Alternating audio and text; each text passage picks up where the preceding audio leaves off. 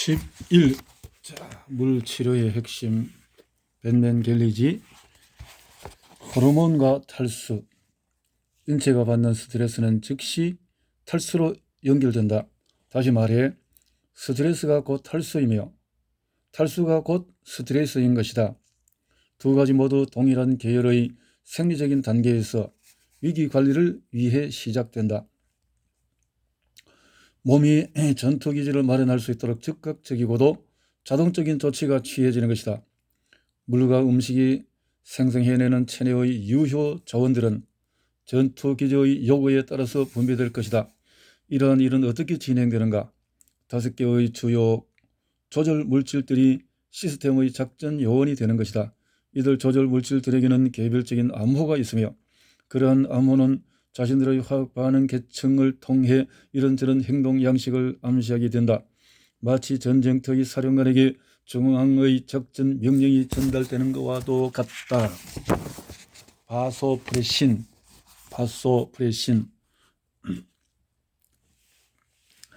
일부 세포 내의 수분 부족과 우선순위에 따른 수분 전달 배급량을 지시하는 것은 바소프레신이다.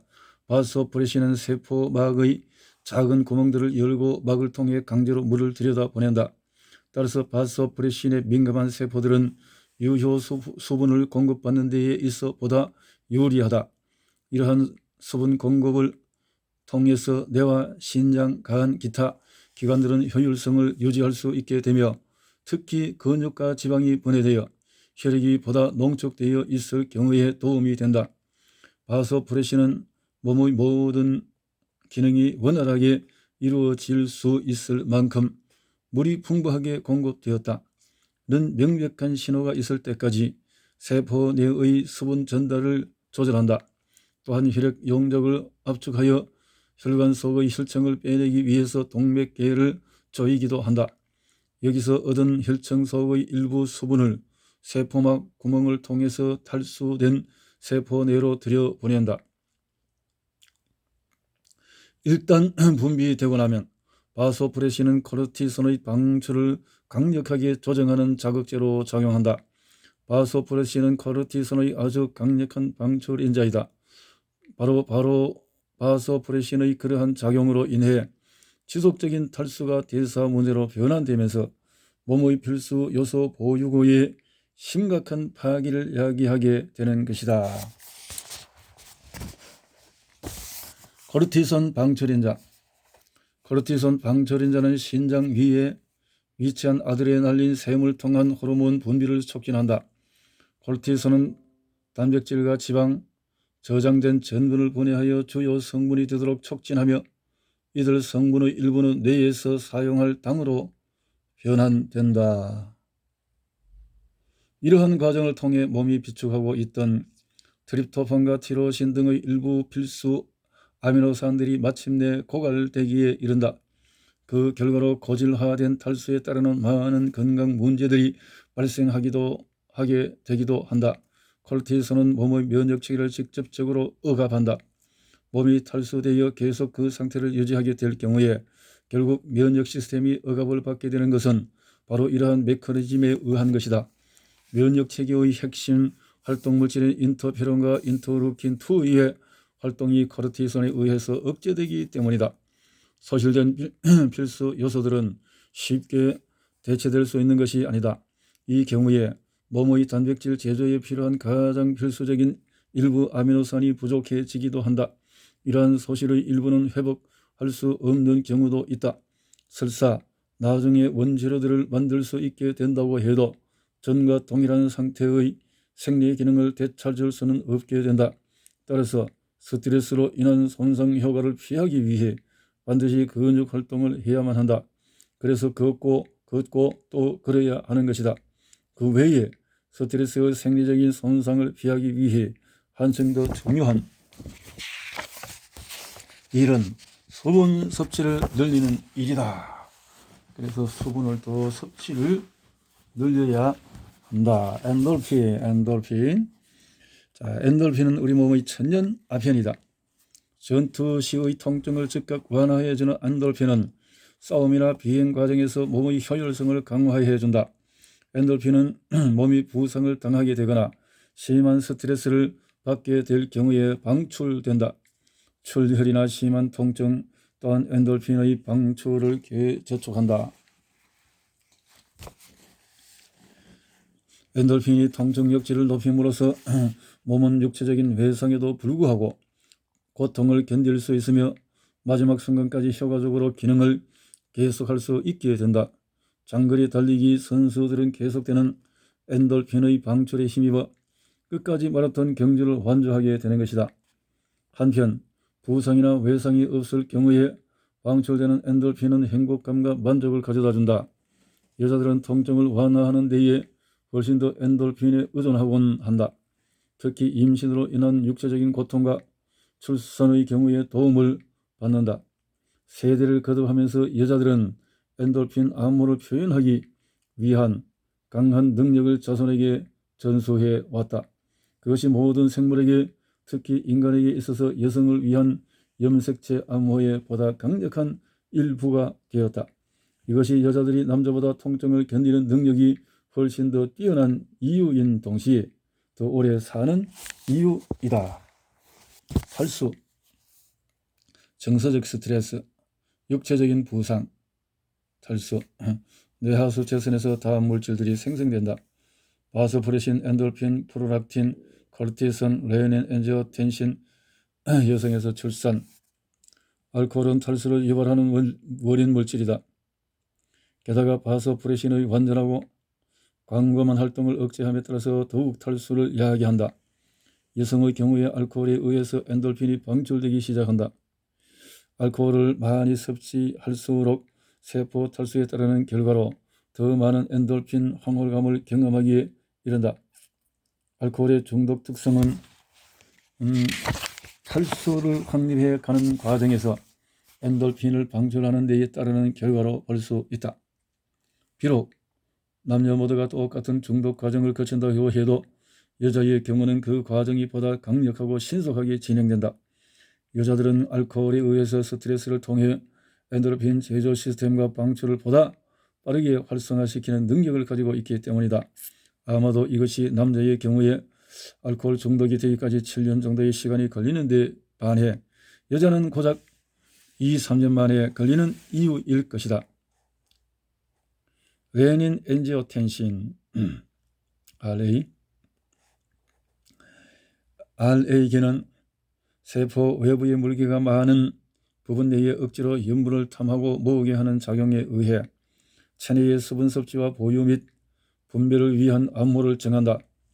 RA계는 주변의 일부 혈관을 폐쇄하는 일을 관장하므로 정해진 우선순위에 따라서 보다 핵심적인 부분으로 순환을 돌리는 일을 할 수 있다.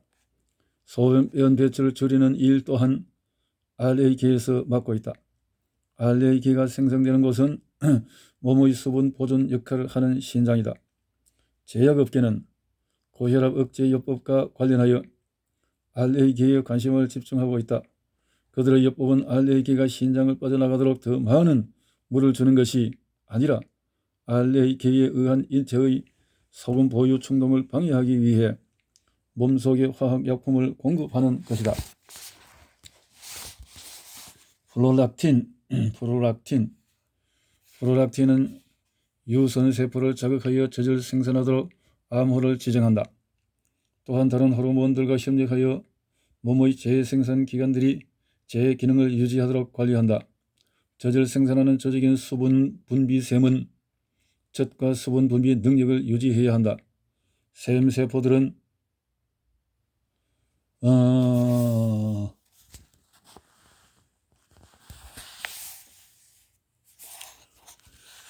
이렇게 샘세포들은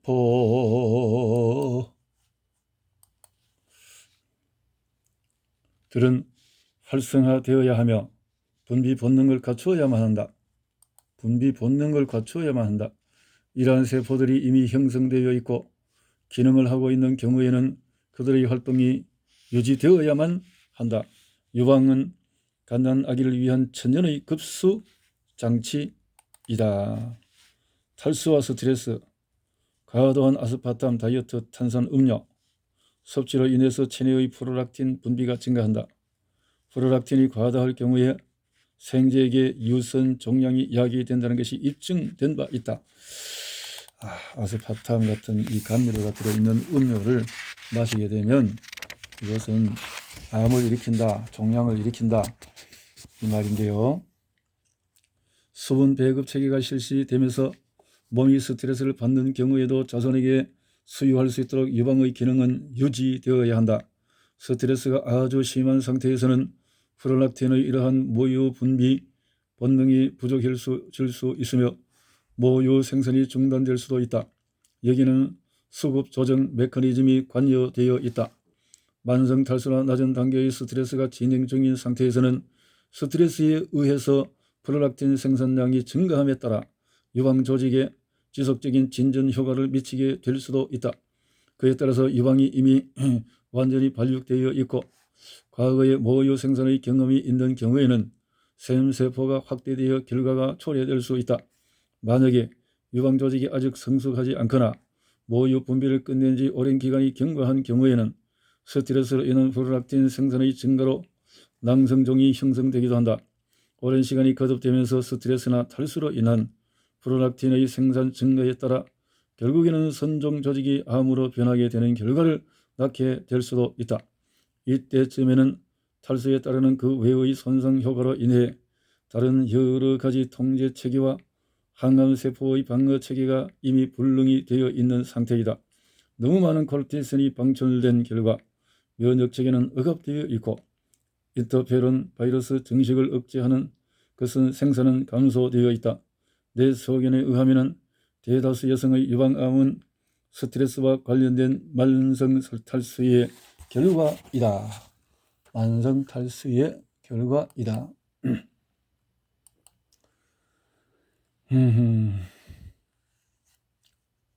만성 탈수,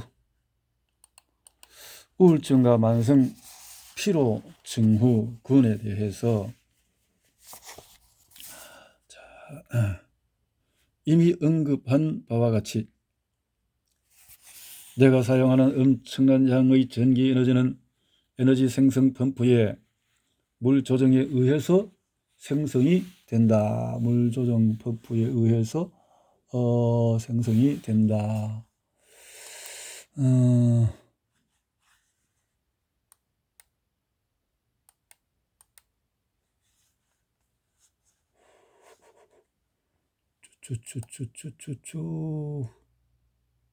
여기 해서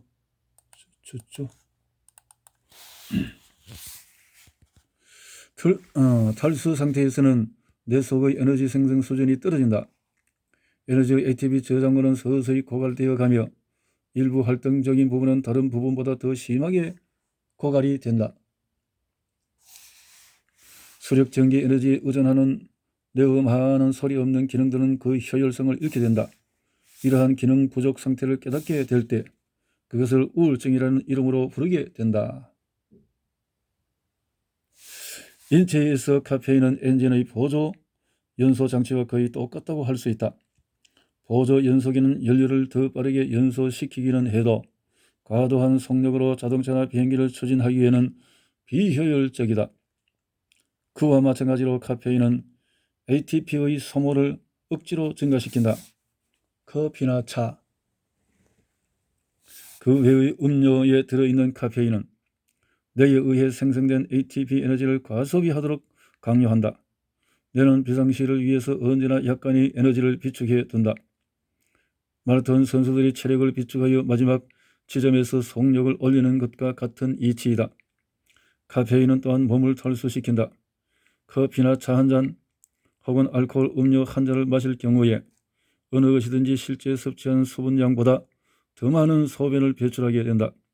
그뿐 아니라 뜨거운 차나 커피로 인해 올라간 체온을 식히려는 과정에서 땀을 통해서 또다시 수분이 소실된다.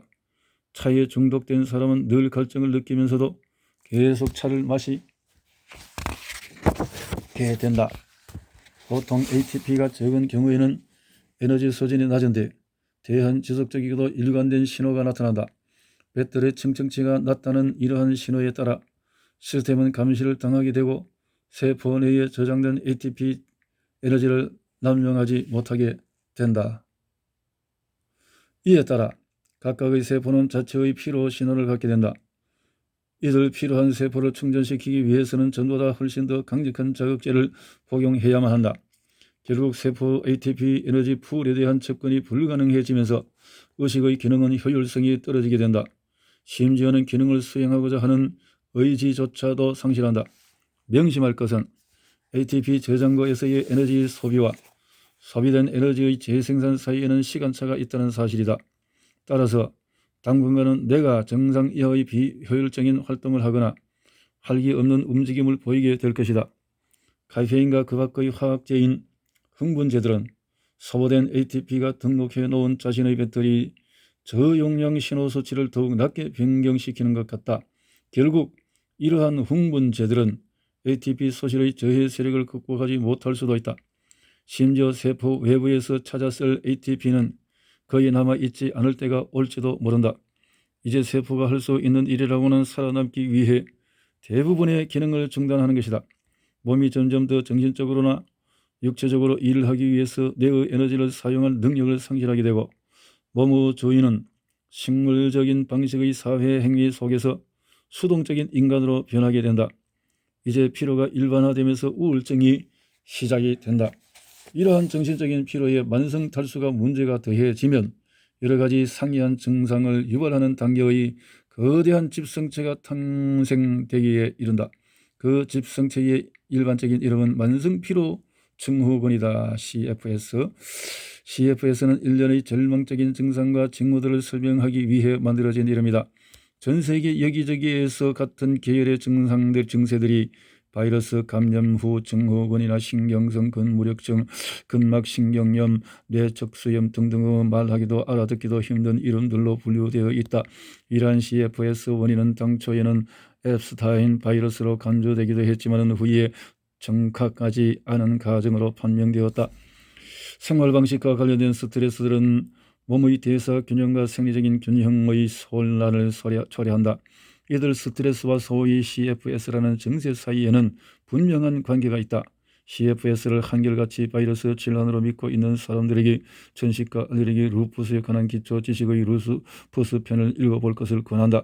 초기 탈수의 작용으로 인해서 일부 세포의 DNA가 어떻게 작은 입자로 분열되는지 알 수 있을 것이다. 지금껏 바이러스로 분류되어 왔던 것은 바로 이러한 작은 입자들이다. 몸은 화학적 체계의 집성체라는 사실을 결코 잊어서는 안 된다. 원재료들을 재활용하기 위한 수단으로 새로운 조직을 만들거나 이미 형성된 구조를 분해할 수 있다는 뜻이다. 뇌를 제외하고는 몸의 어떠한 부분도 불가침의 성역이 아니다. 심지어 근육 조직조차도 분해되어 조직의 아미노산은 풀이 내어주게 된다. 끊이지 않는 긴장된 만남과 생활 양식 속에서 바로 이런 일이 일어나게 되는 것이다. 그러한 긴장이 정서적인 경험에서 연유하는 것이든 바이러스 감염에 맞서 싸우는 데에 연유하는 것이든 결과는 마찬가지이다. 나는 탈수와 스트레스, 운동을 배제한 채 행하는 외모를 위한 다이어트 등이 CFS의 근본 원인이라고 생각한다. 특히 몸에 필요한 물을 대신하여 커피나 알코올 같은 흥분제를 마실 경우에는 더욱 그러하다. 몸의 주요 필수 물질 가운데 하나는 소금이다. 탈수나 염분 섭취를 배제한 다이어트 행위의 경우에 몸은 염분 고갈 상태가 된다. 염분은 근육과 신경 활동에 꼭 필요한 요소이다. 뜨거운 기후로 땀을 너무 흘리게 되면 염분 결핍이 야기되며 이로 인해 흔히 볼 수 있는 증상 가운데 하나는 어떠한 활동도 해내기 어려울 정도의 에너지 부족이다. 또 다른 증상은 근육통과 경련이다. CFS로 고생하는 사람들은 수분 섭취를 늘리는 동시에 염분 섭취 증가를 시험해야 한다. 더불어 카페인이 함유된 모든 흥분제들을 멀리해야 하는 것은 물론이다. 그들이 ATP 보유를 채우고 신경섬유 내의 전달 체계를 완전히 회복하기 위해서는 다소간의 시간이 지나야만 한다. 눈이 건조하고 따가운 증상은 눈이 정상적인 기능을 위해서는 눈물 생산이 절대적으로 필요하다. 어떤 사람들의 경우에는 이러한 눈물 생산 기능이 부족하여 눈이 따가운 것을 느끼기도 한다. 눈물샘의 순환을 촉진하기 위해서 눈을 자주 깜빡거리게 되는 경우도 있다. 이러한 행동이 효과가 없을 경우에는 수분 증발을 막기 위해서 눈이 강제로 감겨지게 된다. 나 자신이 그랬듯이 안면신경마비, 안면신경의 장애로서 그로 인해 장애 부분의 얼굴 근육 또한 마비되는 증상의 경험이 있는 사람들은 한쪽 눈의 눈물 형성에 곧잘 문제가 생기곤 한다. 심지어 부분적으로 근육이 회복되는 경우에도 마비된 쪽의 눈이 나머지 한쪽 눈보다 건조하게 된다. 내가 개인적으로 경험한 바에 따르면 눈을 비벼도 눈물이 생기거나 눈이 촉촉해지지 않는 반면에 물 2잔이면 증세가 상당히 신속하게 완화된다는 것이다. 몇 분 뒤에는 눈의 따가움이나 통증도 사라진다. 인공 눈물이나 얼굴을 젖어 씻는 것, 눈에 물을 흘려 넣는 것도 도움이 된다. 혈중 콜레스테롤. 어느 날 콜레스테롤의 상승에 대해서는 누구나 동맥장애에 따르는 심장과 뇌의 잠재적인 질환의 표시로 의식하고 있다. 1987년 그리스에서 개최된 암 연구 과학자들의 국제 회합을 통해 나는 체내의 콜레스테롤 생산 증가가 어째서 만성 탈수의 직접적인 결과인지 그 이유를 밝힌 바 있다. 환경적 상황이 유리하지 않을 경우 각 세포들은 그들의 유전적인 구조에 의해서 독립적인 활동력을 부여받는다고 보아야 한다. 인체의 세포들은 박테리아와 똑같은 능력을 가지고 있어서 자신의 세포막을 바꿈으로써 환경에 적응한다. 일례로 인체의 세포들은 세포막의 콜레스테롤 함량을 변경하여 자신의 내부 영역 안팎의 수분이 자유롭게 침투하지 못하도록 방해한다. 일반적인 경우 느리기는 해도 정확한 속도로 물은 세포 속으로 스며들게 되어 있다. 세포는 또한 과다한 물을 제거하기 위한 메커니즘을 가지고 있다. 하지만 주변 환경이 상대적으로 건조해지고 있어서 세포의 물이 내부에 머물러 있어야 할 경우에는 세포막이 잘 밀봉되어 있어야 한다. 세포막 구조 내에 비축되어 있는 콜레스테롤이 세포막을 봉하는 공정을 수행한다. 물을 확산시켜주는 바로 그 기공이 봉해지는 것이다. 보통 음식이 섭취되면 위와 장 속으로 물과 효소가 들어간다.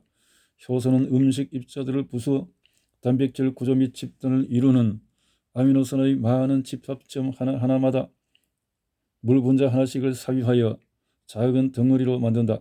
이러한 활동이 진행되는 데에는 여분의 물이 다 사용되고 만다. 그 결과 몸에 남은 물이 줄어든 데 반해서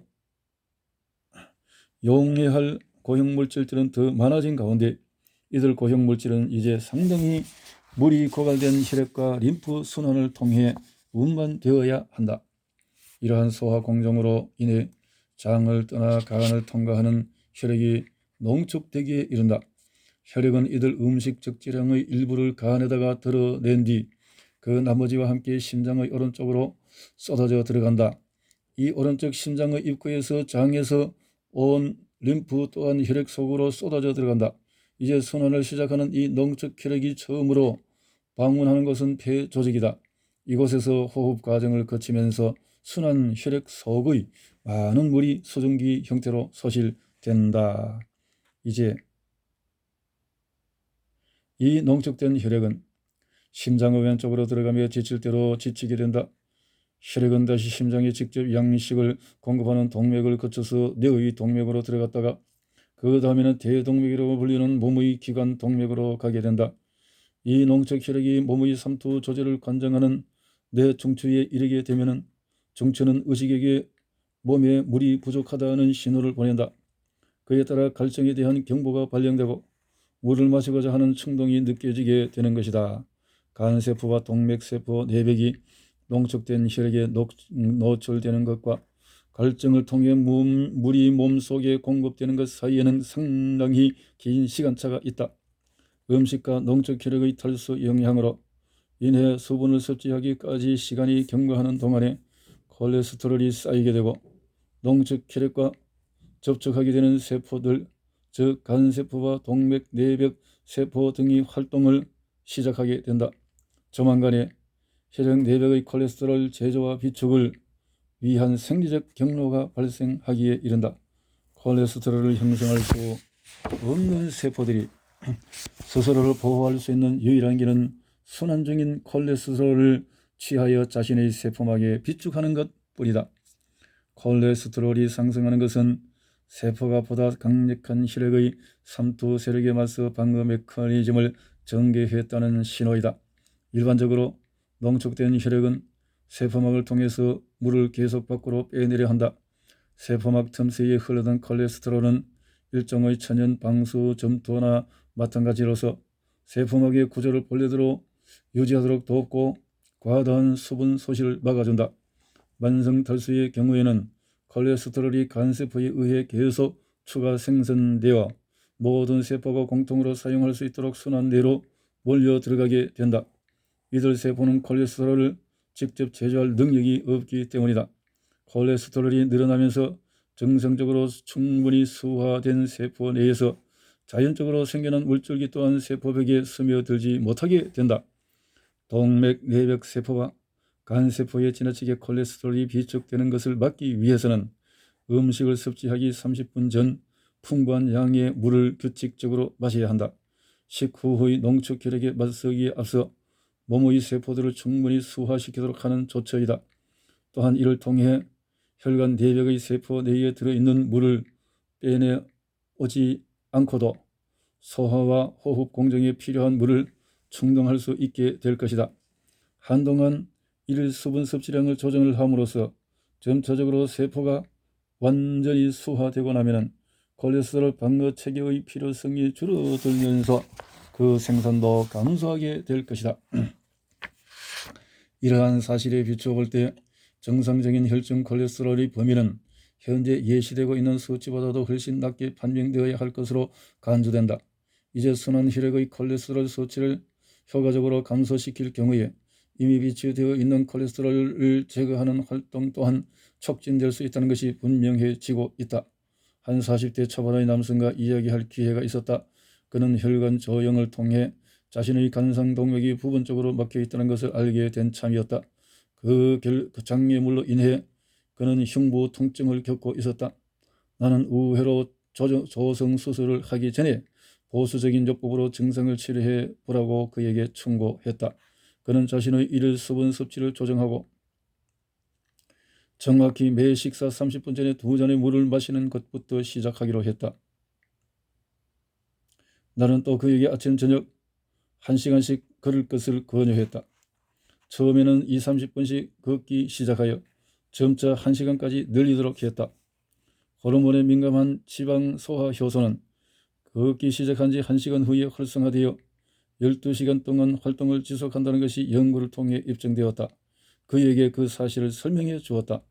하루에 2번을 걸어야 하는 이유는 규칙적으로 또한 누적적으로 작용하도록 지방연소 효소를 활성화시켜야 하기 때문이다.